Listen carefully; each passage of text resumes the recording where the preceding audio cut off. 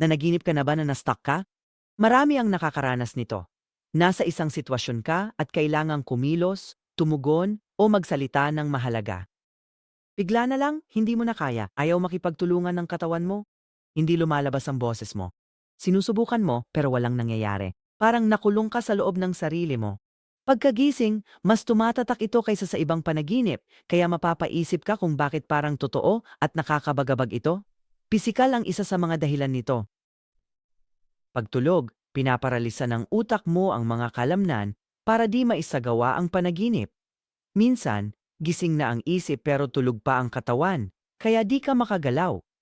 Nakakatakot man, di lang panandali ang nagtugma ang utak mo. Napapansin ng marami na ang panaginip na ito ay lumilitaw tuwing mabigat ang buhay. Mukha kang maayos, pero sa loob ay puno ka ng stress at responsibilidad.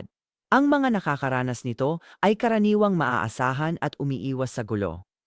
Tahimik nilang tinitiis ang mga problema at isinasantabi ang sariling pangangailangan, kaya naiipon ang kanilang mga emosyon. Mahalaga ang hindi pagsasalita. Sa araw-araw, pwedeng manahimik na lang, umiwas sa mahirap na usapan, o piliin ang payapa kaysa tapat. Kapag madalas gawin, kaisipang iyon ay hindi nawawala, naghahanap lang ng ibang labasan. Matindi ang mga panaginip na ito dahil kalahating gising ka habang nangyayari, kaya ang takot ay mas ramdam at tumatatak kaysa sa karaniwan. Kadalasan, kumukupas ang mga ito kapag nagbabago ang buhay.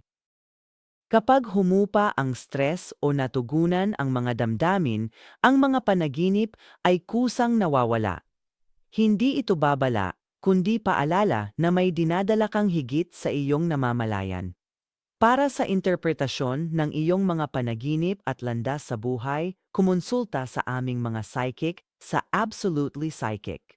Tumawag sa 1-800-498-8777 para sa pagbabasa.